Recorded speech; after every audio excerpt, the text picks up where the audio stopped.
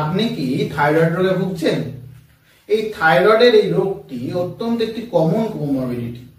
প্রায় প্রতি ঘরে ঘরেই কিছু মানুষ দেখা যায় যারা থাইরয়েডের ওষুধ খান। তাহলে এই থাইরয়েড আসলে কি? থাইরয়েডটি আসলে একটি গ্রন্থি, যেটা আমাদের গলায় প্রজাপতির মতো একটি স্ট্রাকচার, এবং এই থাইরয়েড গ্রন্থি থেকে যে হরমোনটা নিঃসৃত হয় তাকে সাধারণ ভাষায় আমরা থাইরক্সিন বলি। এই থাইরক্সিন আমাদের দেহে নানাবিধ কাজ করে। কার্বোহাইড্রেট মেটাবলিজমে সাহায্য করে, কোলেস্টেরল কমাতে সাহায্য করে, তাছাড়া গ্রোথের ডেভেলপমেন্টে সাহায্য করে বা নার্ভ ডেভেলপমেন্টে সাহায্য করে, এবং নানাবিধ কাজ করে আমাদের শরীরে ভারসাম্য বজায় রাখে। এই থাইরয়েডের ওষুধ সাধারণত দুই প্রকার হয়। এক ক্ষেত্রে থাইরয়েডের কর্মক্ষমতা কমে যায় এবং থাইরয়েড হরমোন কম নির্গত হয়, একে বলা হয় হাইপোথাইরয়েড। এবং অপর ক্ষেত্রে থাইরয়েড হরমোন বেশি মাত্রায় কাজ করে বা থাইরয়েড হরমোন বেশি নির্গত হয়, তাকে বলা হয় হাইপারথাইরয়েড। কিন্তু আমরা দেখা যায় অনেক সময় থাইরয়েডের টেস্ট করার ক্ষেত্রে T3, T4, TSH বা ফ্রি T3, ফ্রি T4 এরকম টেস্ট করে থাকি। কিন্তু হাইপোথাইরয়েড মানে যাদের থাইরয়েড হরমোন কম নির্গত হচ্ছে তাদের দেখা যায় TSH যেটা সেটা সাধারণত বেশি হয়। এবার আমরা দেখব যে থাইরয়েডের রোগগুলোর কি কি লক্ষণ আমরা সাধারণত দেখতে পাই, বা হাইপোথাইরয়েডের কি লক্ষণ, হাইপারথাইরয়েডের কি লক্ষণ, সেইগুলো আসলে কি সেগুলো সম্পর্কে জেনে নেওয়া যায়। এই থাইরয়েড হরমোন কম নির্গত হওয়া বা হাইপোথাইরয়েডের সিমটমগুলি কি কি? হাইপোথাইরয়েডের যে সিমটমগুলো দেখা যায় সেগুলি হলো কোনো কারণে ক্লান্তি লাগছে বা কাজ করতে ইচ্ছা করছে না, লেথার্জি দেখা যাচ্ছে, কনস্টিপেশন হতে পারে, বা অনেক সময় শীত শীত ভাব লাগতে পারে। তাছাড়া নানাবিধ সিমটম দেখা যায়।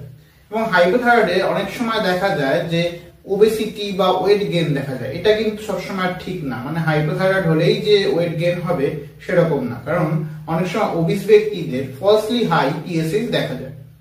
এবার হাইপোথাইরয়েডে এই সিমটমগুলো সবসময় দেখা যাবে সেটাও সবসময় ঠিক না। কোনো ব্যক্তি থাইরয়েড হরমোন কম থাকলেও অ্যাসিমটোমেটিক হয়ে থাকে, তাদের সিমটম থাকে না।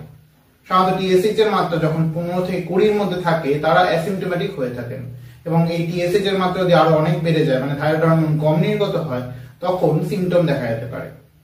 এবং এই TSH এর পরিমাণ যদি 10-এর নিচে থাকে তাহলে অনেক সময় ট্রিটমেন্টের প্রয়োজনীয়তা থাকে না। তাছাড়া হাইপোথাইরয়েডে অনেক সময় মাসিকের সমস্যা দেখা যায়। এই হাইপোথাইরয়েড অন্যান্য কোমরবিডিটির মতো একটা লাইফ লং প্রবলেম, আপনাদের একবার স্টার্ট করলে সারা জীবন সেটা কন্টিনিউ করতে হবে। তবে হাইপোথাইরয়েডের ক্ষেত্রে যে প্রেগনেন্সিতে যদি হাইপোথাইরয়েড ধরা পড়ে বা থাইরয়েড হরমোনের বেশি বা কম ধরা পড়ে, সেক্ষেত্রে যে ট্রিটমেন্টটা সেটা যে আমাদের কাট অফ যেটা আছে সেইগুলো একটু অন্যরকম এবং অন্যভাবে ট্রিটমেন্ট করতে হয়। এই হাইপোথাইরয়েডের ট্রিটমেন্ট সাধারণত কি? এখানে থাইরক্সিন হরমোন এই ট্রিটমেন্টে ব্যবহার করা হয়। তাছাড়াও কম বয়সে যদি হাইপোথাইরয়েড দেখা যায় বা জুভেনাইল হাইপোথাইরয়েড বা কনজেনিটাল হাইপোথাইরয়েড দেখা যায়, সেক্ষেত্রে আমরা কি জেনেছি থাইরয়েড হরমোন গ্রোথ অ্যান্ড ডেভেলপমেন্টে সাহায্য করে। তাহলে গ্রোথ অ্যান্ড ডেভেলপমেন্টটা ব্যাহত হবে, এক্ষেত্রে অনেক সময় পর্যাপ্ত হাইট পাবে না বা তাদের সঠিকভাবে ডেভেলপমেন্ট হবে না। তাহলে এইসব ক্ষেত্রে অনেক স্ট্রিক্টলি ফলো আপের দরকার হয়, এবং স্ট্রিক্টলি যাতে পেশেন্ট যে ড্রাগটা খাচ্ছে সেটাকে সুনির্দিষ্ট করতে হয়, ড্রাগ কমপ্লায়েন্স যেন ভালো হয় সেটিকে সুনির্দিষ্ট করতে হয়। তাছাড়া এমনি যে হাইপোথাইরয়েড দেখা যাচ্ছে সেক্ষেত্রে লাইফ লং যেমন ওষুধ খেতে হয়, মাঝে মাঝে T3, T4, TSH বা ফ্রি T3, ফ্রি T4 এই টেস্টগুলি করে বা শুধুমাত্র TSH করে অনেক সময় ফলো আপে থাকতে হয় যে সেটা থাইরয়েড হরমোনের পরিমাণ প্রয়োজনীয় তুলনায় বেড়ে যাচ্ছে বা কমে যাচ্ছে কিনা, বা পেশেন্টের ড্রাগ কমপ্লায়েন্স ঠিক আছে কিনা, এইগুলোকে লক্ষ্য রাখতে হয় এবং সেই অনুযায়ী ডোজটাকে অ্যাডজাস্ট করতে হয়।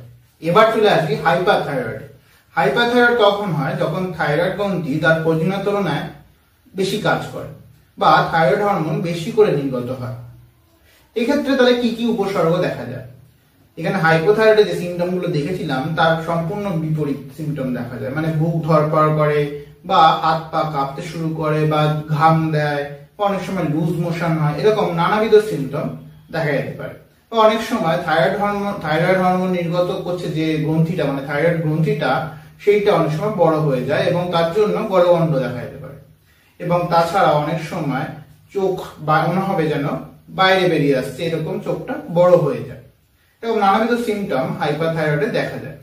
এক্ষেত্রেও আমরা T3, T4, TSH এরকম থাইরয়েড প্রোফাইল টেস্টের মাধ্যমে থাইরয়েড হরমোনের পরিমাণ সম্বন্ধে জানতে পারি। এই হাইপারথাইরয়েডের ক্ষেত্রে আমরা ব্লাডের যে টেস্টগুলো করলাম, মানে থাইরয়েড প্রোফাইল যেটা করলাম, তাছাড়াও অনেক সময় ডাক্তারবাবুরা থাইরয়েড স্ক্যান করতে দেয়। এই থাইরয়েড স্ক্যানটা করার মাধ্যমে আপনারা থাইরয়েডাইটিস বলে যে অসুখটা আছে তার থেকে এই হাইপারথাইরয়েডটাকে পৃথক করতে পারবেন। এবং এই থাইরয়েডাইটিসের ট্রিটমেন্ট একরকম, হাইপারথাইরয়েডের ট্রিটমেন্ট একরকম, সেই অনুযায়ী সঠিক পথে এগোতে পারবে। তাহলে এই হাইপারথাইরয়েডের ট্রিটমেন্ট কিভাবে হয়? এই হাইপারথাইরয়েড ট্রিটমেন্টের ক্ষেত্রে সাধারণত ওষুধ ব্যবহার করা হতে পারে, বা গ্রন্থিটি যদি বড় হয়ে যায় অনেক সময় সার্জারির প্রয়োজন হতে পারে যাতে এই অংশটাকে কিছুটা কেটে বাদ দেওয়া যায়।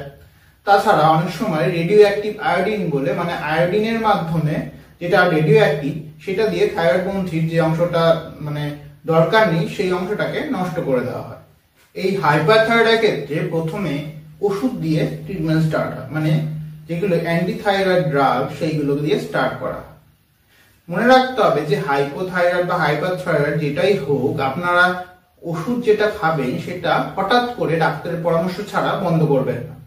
কারণ এটা থাইরয়েডের যে অসুখগুলো সেটা কমন হলেও এই ওষুধ হঠাৎ করে বন্ধ হয়ে যাওয়ার পরে থাইরয়েড হরমোন যদি খুব হট করে বেড়ে যায় বা কমে যায় তাহলে আর্জেন্সি বা ইমার্জেন্সি দেখা যেতে পারে।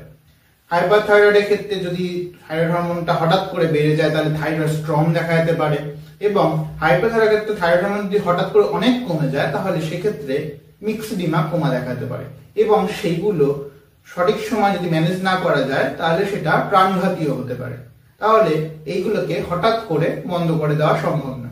এবার অনেকেই জিজ্ঞেস করেন যে থাইরয়েড হরমোনের যে বৃদ্ধি বা হ্রাস, মানে হাইপারথাইরয়েড বা হাইপোথাইরয়েড, এটাকে কন্ট্রোল করার জন্য কি কোনো ডায়েট আছে বা কোনো খাদ্য তালিকা আছে?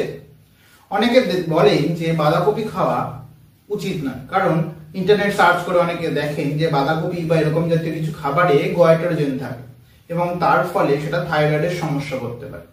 এটা সম্পূর্ণ সঠিক নয়, কারণ বাঁধাকপি যদি অনেকটা পরিমাণে খাওয়া হয় তাহলে সেটা গয়ট্রোজেন হিসেবে কাজ করে।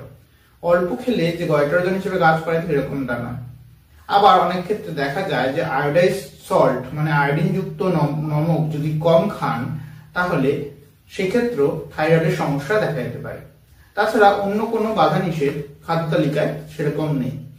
তাহলে আজকের ভিডিওতে আমরা দেখলাম থাইরয়েড কি এবং থাইরয়েডের সমস্যা কি, এবং থাইরয়েডের সমস্যা হলে তার লক্ষণগুলি কি কি ও তার প্রতিরোধের উপায় কি। তাহলে আজকের ভিডিওতে এইটুকুই, এবং পরবর্তী ভিডিওতে এরকমই নতুন টপিক বা অন্য রোগ সম্পর্কে বিস্তারে জানতে অবশ্যই একটি ভিডিওতে লাইক এবং চ্যানেলটিতে সাবস্ক্রাইব করতে ভুলবেন না। তাহলে আজকের জন্য এইটুকুই। নমস্কার, ধন্যবাদ।